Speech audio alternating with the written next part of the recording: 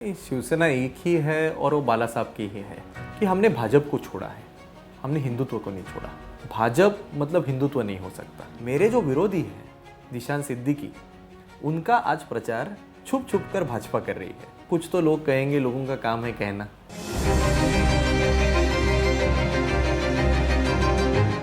नमस्कार, हमारे इस खास कार्यक्रम जागो महाराष्ट्र जागो में आप सभी का बहुत बहुत स्वागत है। आज हमारे साथ हैं मुंबई के बांद्रा ईस्ट कॉन्स्टिट्यूएंसी से शिवसेना यूबीटी के उम्मीदवार वरुण सरदेसाई। वरुण जी, आपका बहुत बहुत स्वागत है। धन्यवाद, शुक्रिया। वरुण जी, सबसे पहले आपसे जानना चाहेंगे, विधानसभा में आपकी कॉन्स्टिट्यूएंसी से माहौल कैसा है? माहौल तो सिर्फ मशाल का है। बहुत ही अच्छी तैयारी शुरू है। लोगों का ढेर सारा प्यार मिल रहा है, लोगों का ढेर सारा आशीर्वाद मिल रहा है। ये जो वांद्रे पूर्व विधानसभा क्षेत्र है, ये पहले से शिवसेना का गढ़ रह चुका है और अब तो कांग्रेस भी हमारे साथ है। 2019 में यहाँ पर कांग्रेस का विधायक चुनकर आया था, पर जब शिवसेना, कांग्रेस और शरद पवार साहब की राष्ट्रवादी कांग्रेस, इन तीनों की महाविकास आघाड़ी की अगर आप ताकत देखें तो ये बहुत ही ज़्यादा है। थोड़ी सी और क्लैरिटी अगर आप दे सकें कि ये जो चुनाव आप लड़ रहे हैं, ये इसका मेन रीज़न क्या था? पार्टी ऐसा सोचती है कि यहाँ से इस कॉन्स्टिट्यूएंसी के लिए सबसे एप्ट उम्मीदवार आप ही थे और अगर आपके रहने से पार्टी की जीत सुनिश्चित होती है, या जैसा कुछ लोगों का बोलना है कि आपकी जो नज़दीकियां हैं ठाकरे परिवार के साथ, उसकी वजह से आपको यहाँ से उम्मीदवार घोषित किया गया? नहीं, कैसा है कि मैं पिछले 14 साल से शिवसेना के संगठन में काम कर रहा हूँ और इसीलिए जब पार्टी ने भी ये सोचा कि वरुण सरदेसाई को हमें फील्ड करना चाहिए, तो ये वांद्रे पूर्व जब सीट की बात हुई तो सब ने मिलकर कहा कि वरुण जैसा एक अच्छा अगर उम्मीदवार आता होगा तो हमें लोगों में जाने में और लोगों को कैंपेन करने में भी बहुत ही आसानी होगी, क्योंकि मैं यहाँ का पूरा एरिया जानता हूँ, यहाँ की समस्या जानता हूँ, यहाँ के शिवसैनिकों को जानता हूँ, यहाँ के जो महाविकास आघाड़ी के कार्यकर्ता है उनसे मेरे बहुत ही अच्छे संबंध है, ताल्लुकात है और इसीलिए एक्सेप्टेंस बहुत अच्छा था। एक शिवसेना थी जो बाला साहब ठाकरे की शिवसेना थी, जहाँ की न उनको सत्ता की ज़रूरत थी, वो खुद अपने आप में एक सत्ता थी, वो खुद अपने आप में एक सरकार हुआ करती थी। ये बात है जब बाला साहब ठाकरे थे। बाला साहब ठाकरे के बाद अभी उद्धव जी की शिवसेना है। कहीं ना कहीं थोड़ा चेंज है, उसमें विजन में चेंज है, सोच में चेंज है, काम करने के तरीक़ों में चेंज है। तो आप एज अ यंग लीडर, अभी आप 31 साल के एक यंग लीडर हैं, काफ़ी सालों से आप शिवसेना से बहुत करीब से जुड़े हुए हैं, आप इस शिवसेना को कैसे आगे बढ़ाना चाहेंगे, जो पहले बाला साहब की शिवसेना हुआ करती थी, या आज जो उद्धव जी की शिवसेना है? शिवसेना एक ही है और वो बाला साहब की ही है। आप अगर जो शिवसेना की स्ट्रेटेजी जो 1990s में थी, वो अगर आप स्टडी करोगे तो 1980s से बिल्कुल अलग थी। अगर आप शिवसेना की जो स्ट्रेटेजी 1980s में थी वो देखोगे तो उसके पहले के दशक में और अलग थी, और 2000 में शिवसेना की स्ट्रेटेजी अलग थी, 2010 में भी अलग थी। तो हर एक जैसे जैसे जो वक्त आता है उसके हिसाब से political parties have to adapt, और अगर हम अडेप्ट नहीं कर पाए तो हम वक्त के पीछे छूट जाते हैं। तो इसीलिए अभी की जो शिवसेना है, जो उद्धव ठाकरे साहब पिछले कई सालों से उसका नेतृत्व कर रहे हैं, उसको बहुत ही अच्छा एक्सेप्टेंस मिल रहा है, उसे बहुत ही अच्छा लोकमान्य कर रहे हैं। अगर मैं 6 महीने पहले की बात करूं तो जो लोकसभा के चुनाव हुए उसमें हमारी पार्टी को जो तोड़ के मरोड़ने की कोशिश भाजपा ने की थी। हमारे 40 विधायक वो लेके गए, 13 सांसद लेके गए, पार्टी के कई बड़े बड़े नेताओं को हमसे चुरा लिया। ये सब होने के बावजूद हमने फिर एक बार 9 सांसद चुनकर लाए। इसका मतलब जनाधार ये हमारे साथ है, लोगों का प्यार हमारे साथ। अच्छा वरुण जी, एक और सवाल, शिवसेना हमेशा से, बाला साहब ठाकरे के समय से ही हमेशा हिंदुत्व का नारा शिवसेना का रहा है। अभी आप अलायंस में कांग्रेस के साथ भी हैं और भी अलायंस में आपके साथ पार्टीज़ हैं जो हिंदुत्व की बात सिर्फ नहीं करती हैं। तो ये जो मैनेजमेंट है, ये कैसे आप कर रहे हैं कि हिंदू मुस्लिम सबको साथ में लेके चलना? मेरा ही नहीं, मेरे हिसाब से हमारे पूरे पार्टी का यही मानना है कि हमने भाजपा को छोड़ा है, हमने हिंदुत्व को नहीं छोड़ा। भाजपा मतलब हिंदुत्व नहीं हो सकता। भाजपा कोई आप हिंदू है या आप हिंदुत्ववादी है, ये देने का मेरे हिसाब से उन्हें किसी ने भी सर्टिफिकेट दिया नहीं है। वो कौन होते हैं ये तय करने वाले? नहीं, ये तो है। नहीं, मुझे पूरा करने दीजिए। जब उद्धव ठाकरे साहब सरकार में थे तो मुझे एक चीज़ बताइए जो हमने हिंदुत्व के खिलाफ की। आज भी जब आप मेरी मुलाकात कर रहे हैं, मैंने शिवसेना का भगवा पट्टा पहना है।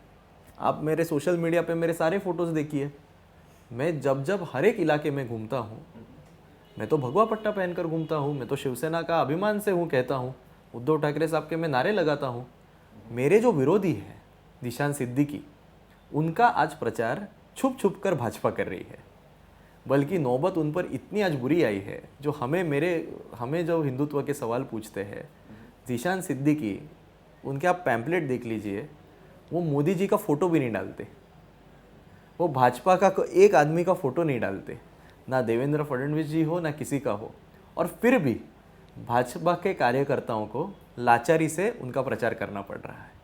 तो ये सवाल आपने भाजपा के सामान्य कार्यकर्ता को पूछना चाहिए कि जिशान सिद्दीकी और नवाब मलिक, इनका आप प्रचार कैसे कर पा रहे हो, ये उनके कौन से हिंदुत्व की व्याख्या में बैठता है। वरुण जी, आपकी उम्र 31 साल की है, आप एक यंग पॉलिटिशियन हैं, यंग लीडर हैं, आपने एमएस किया सिविल इंजीनियरिंग में। आज अगर आप देखिए पॉलिटिक्स में एक चीज़ की कमी हमेशा महसूस होती है कि वेल एजुकेटेड, थोड़ा एक डिफरेंट विजन रखने वाले लीडर्स की थोड़ी कमी है, और मुझे लगता है शिवसेना में भी इसकी कमी, थोड़ा वैक्यूम है एक एजुकेटेड यंग कैंडिडेट्स को लेकर। मैं जानना चाहूँगा कि आपका अपनी कॉन्स्टिट्यूएंसी को लेकर, और क्योंकि आप जो कोर कमेटी है शिवसेना की उसमें हमेशा से इन्वॉल्व रहे हैं, तो आपकी कॉन्स्टिट्यूएंसी और महाराष्ट्र को लेकर आपका क्या विजन है? नहीं, आपने बहुत ही अच्छा सवाल पूछा, क्योंकि लोगों की ये मांग है कि ज़्यादा से ज़्यादा एजुकेटेड लोग अब राजनीति में आए, सिर्फ शिवसेना से नहीं, हर एक पार्टी से। बिल्कुल बिल्कुल। Just that his lack of education leads to a lack of clarity, और उसके वजह से कई सारे सवाल उठते हैं। बिल्कुल। तो इसीलिए लोगों की ये मांग है। अब भी मैं जब जा रहा हूँ, मैं जब लोगों को बता रहा हूँ कि मैंने न्यूयॉर्क से मास्टर्स किया है, कोलंबिया से पढ़ा हूँ, जो एक्सेप्टेंस है वो तुरंत बढ़ता है। और इसीलिए मेरा जो विजन है वो भी मैं लोगों को यही बता रहा हूँ कि Rome cannot be built in a day. हम क्या पूरे वानरे पूर्व का नया हम उसको दुबई या फिर कोई भी शंघाई या फिर न्यूयॉर्क 5 साल में बना नहीं सकते, पर ये पक्का कर सकते हैं कि अभी जो हर एक हमारा रीडेवलपमेंट का प्रोजेक्ट अटका हुआ है उसको हम आगे बढ़ा सकते हैं। जो पॉलिसी के वजह से कई प्रोजेक्ट्स अटके हुए हैं, यहाँ पर 90% लोग ये स्लम में रहते हैं, उनके पास अपने पक्के घर नहीं हैं, उनको अच्छे सिविक एम्यूनिटीज़ उनको मिल नहीं रहे। तो वो दिलाने के लिए स्टेट गवर्नमेंट से जो कोऑर्डिनेशन करनी पड़ेगी, सेंट्रल गवर्नमेंट से जो कोऑर्डिनेशन करनी पड़ेगी, वो सब काम एक पढ़ा लिखा हुआ आदमी होने के नाते मैं बहुत अच्छी तरीके से कर पाऊंगा। अगर आदित्य ठाकरे जी को भी देखा जाए, जो आपके सीनियर लीडर हैं, तो एक चेंज तो देखने को मिला है शिवसेना में कि वो हमेशा एक प्रोग्रेसिव सोच रखते हैं, एनवायरनमेंट की बात करते हैं। अगर आप जो उन्होंने सही बात है, लास्ट टर्म में जो मिनिस्ट्री भी उन्होंने लिया, जिस तरह की वो बातें करते हैं, वो एक नॉर्मल जो हमने पास्ट में देखा है, जो लीडरशिप देखी है, उससे थोड़ा हट कर वो बातें करते हैं। तो मेरा सवाल इसीलिए आपसे था कि आपका विजन क्या है? कुछ ऐसी 2-3 चीज़ें जो आप बताना चाहें कि अगर आप जीत कर आते हैं और आपकी पार्टी अगर यहाँ सत्ता में आती है, तो कोई 2-3 ऐसी चीज़ें जो आप लोग करना चाहेंगे। मेरे कॉन्स्टिट्यूएंसी के लिए अगर बोलना चाहूँ तो मैंने बताया वैसे लोगों को खुद के हक के पक्के घर देना। मैंने बताया वैसे 90% लोग अगर आपके चुनाव क्षेत्र में स्लम में रहते हो तो उनको उनके घर हक के घर मिलने चाहिए, उनको अच्छा पानी मिलना चाहिए, उनको हर एक वो सुविधा मिलनी चाहिए जो एक आम आदमी का हक है। तो सबसे पहली प्रायोरिटी तो वो होगी। और उसके बाद यहाँ का हर एक नागरिक है वो मेहनत करने वाला है, वो क्या कोई फुकट की रोटी खाता नहीं है। उसे रोज़ काम पर जाने के लिए यहाँ पर बांद्रा स्टेशन आता है, सांताक्रूज स्टेशन आता है, खार स्टेशन आता है। तीनों स्टेशंस को जाने के लिए और आने के लिए जो अभी इतनी ख़राब परिस्थिति है, बाहर आकर रिक्शा मिलती नहीं है, बस मिलती नहीं है, उबर ऑटो मिलती नहीं है।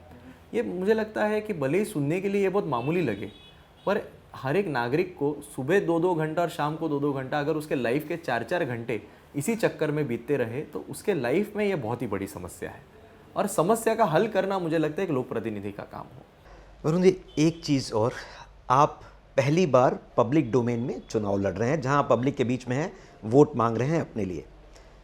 वादे चुनाव के समय कोई भी ऐसा लीडर नहीं है जो वादों की झड़ी नहीं लगाता है, कोई ऐसी पार्टी नहीं है जो वादों की झड़ी नहीं लगाती है।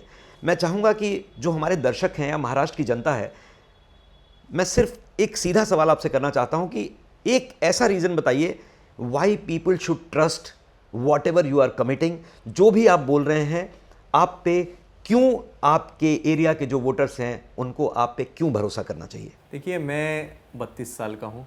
मैं मेरे लाइफ का पहला चुनाव लड़ रहा हूँ और पहला चुनाव लड़ते वक्त मुझे सिर्फ एक चुनाव नहीं लड़ना है।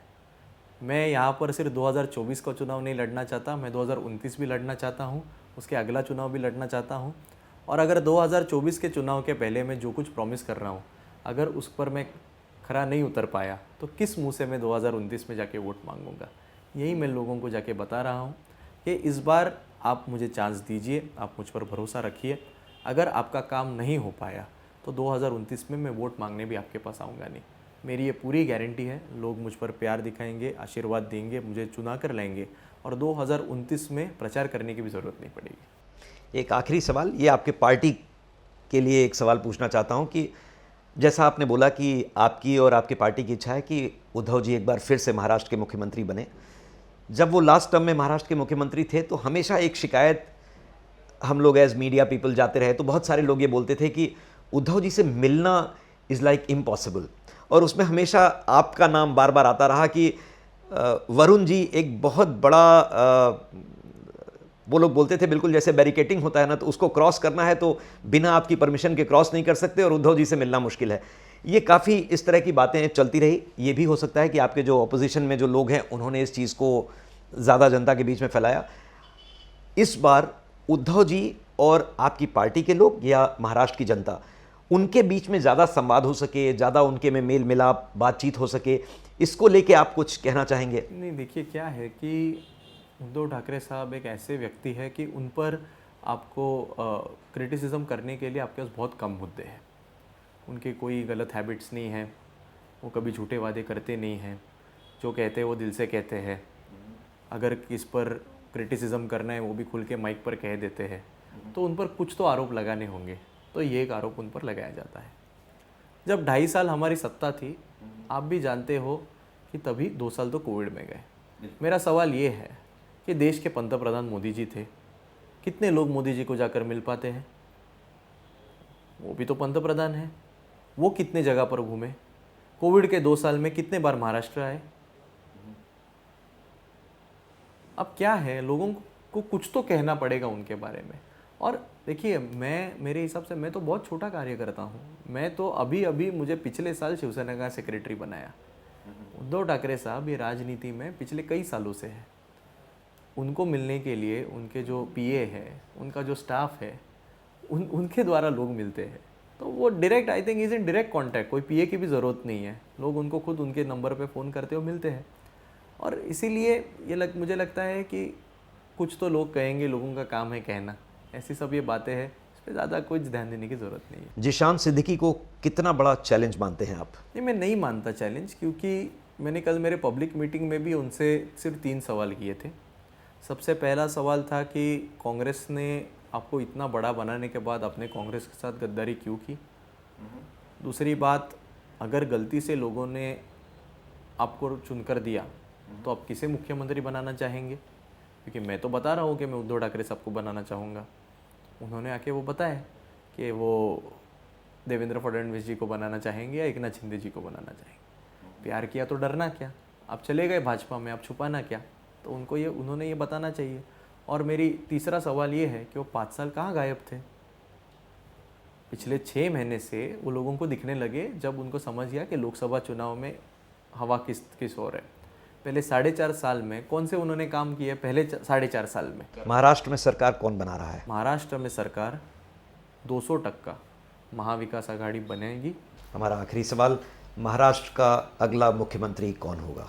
अगर आप मुझसे पूछेंगे तो मेरे दिल की ये इच्छा है, और मैं सिर्फ मीडिया के सामने नहीं, मैं तो खुले भाषण में कहता हूँ कि मुझे आप आमदार बनाइए। मेरा समर्थन, ये पूरा समर्थन, ये उद्धव ठाकरे साहब को मुख्यमंत्री बनाने के लिए रहेगा। बहुत बहुत धन्यवाद वरुण जी, आपसे बात करके बहुत मज़ा आया। हम उम्मीद करते हैं कि आप भारी से भारी मतों से अपना चुनाव जीतें। Thank you so much. धन्यवाद। Thank you.